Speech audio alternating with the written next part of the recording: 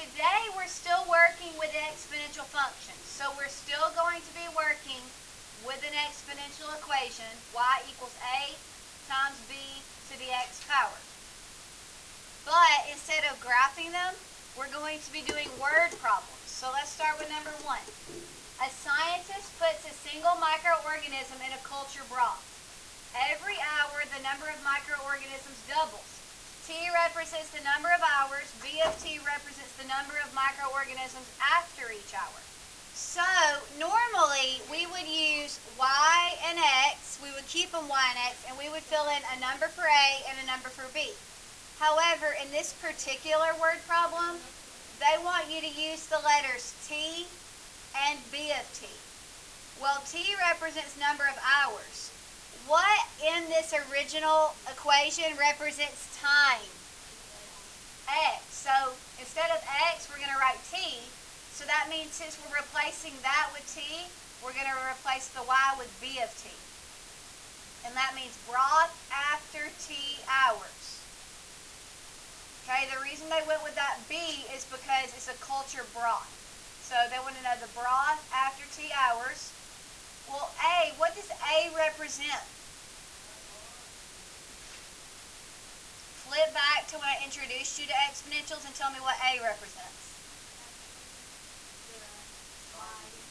It is on a graph, it is your starting point, which sometimes is your y-intercept unless it's been shifted.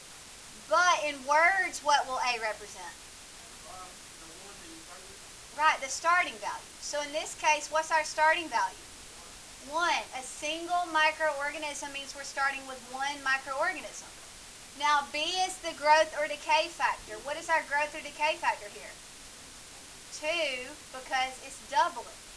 And then raised to the T for time. Okay, so is this a growth or a decay? It's a growth. Doubling would be, increasing, so that's a growth. Now, using our equation that we created, we're going to find out how many microorganisms exist after the following amount of hours. So, where do you think you're going to plug in 3.5? Where the T is.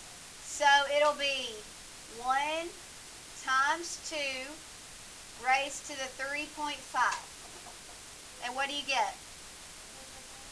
Somebody's next. 11.3.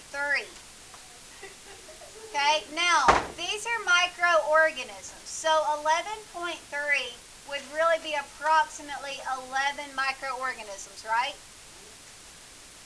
Okay, so now, to figure out how many microorganisms exist after 8.5 hours, you just replace the T with 8.5.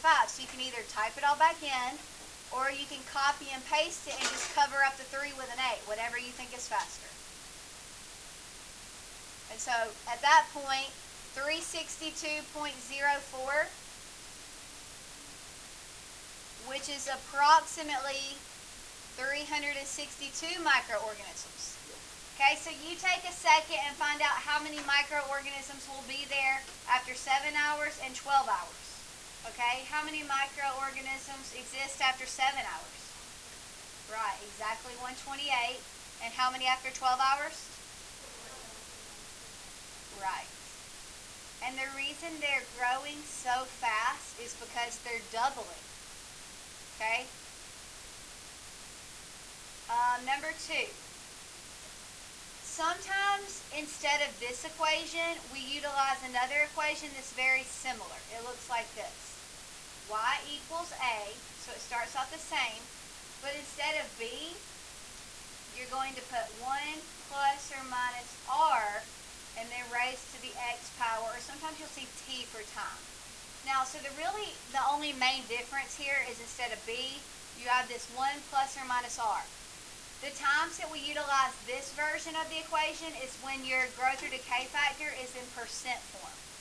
Okay, so anytime you're dealing with a word problem and your growth or decay is in percent form, you can't just plug in 25% for B. You have to use this, 1 plus or minus R, and that 25% will go in R for rate. Okay, so the equation will start like this. Y equals, A is still starting value. So for this equation, if the value of an iPod Touch bought for $199 depreciates 25% each year, what's the start value? $199. $1.99 because that's what you paid for it. But then after that, you've got to do 1 plus or 1 minus. What do you think it's going to be? Minus, because look, depreciating, it's losing value, so we subtract. This 1 represents 100%, okay, because you paid 100% of its value, right? But then it's losing value by 0.25 each year. Now, I don't have room to write it right here, so I'll write it over here. You could go ahead and even simplify that further to $1.99, but instead of writing out 1 minus 0.25, what could we write instead?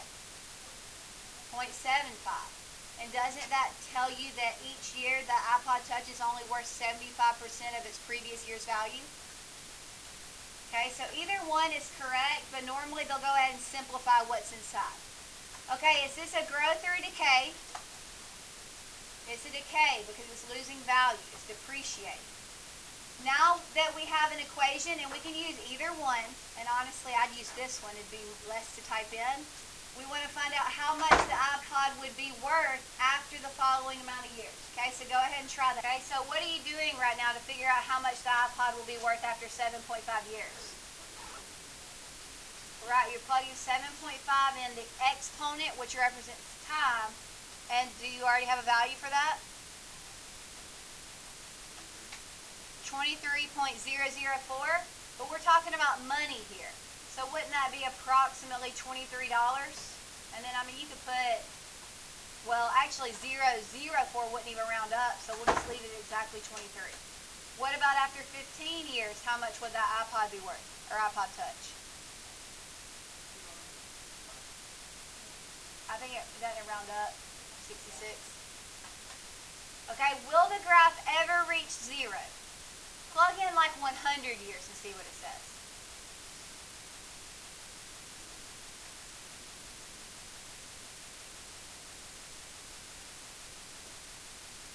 Okay, what do you see on the screen when you plug in 100?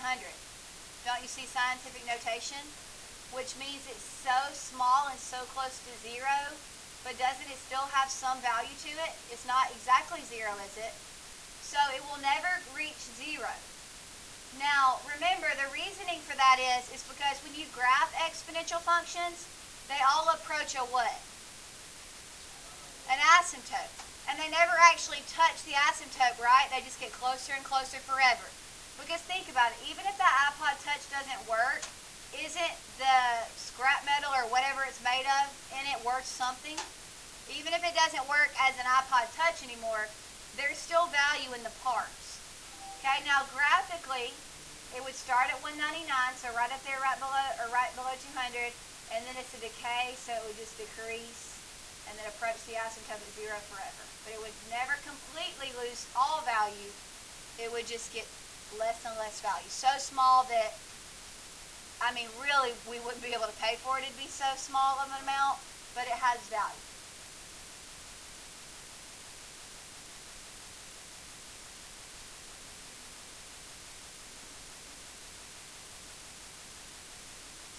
Okay, number 3. Can I move on? The value of an Accord bought new for $25,000 depreciates by 20% each year. So first, let's write a function for this. Y equals, what goes in the A? 25,000. And then is it going to be 1 plus or 1 minus? 1 minus, because it's decaying, depreciating. By what rate? 0.2. You could put 0.2, or if you feel better about it, you can put 0.28. But it's the same thing. And then to the x power for time, but remember sometimes you might see that replaced with a t for time. Is this a growth or a decay? It's a decay. Okay, because it's losing value. Now, how else may you see that equation written? Right, 25,000 times 0.80 to the x power, because 1 minus 0.20 is 0.80. And think about it. Originally, 100% of the cost was 25,000, but it's going down by 20% each year, which means it's only worth 80% of its original worth each year. Now, using either one of these equations, because they mean the same thing, one's just more simplified than the other, you are going to tell the cost after 1 year, 8 year, and 11.5 years. So where would we plug in those numbers? The X. So go ahead and do that. Yeah.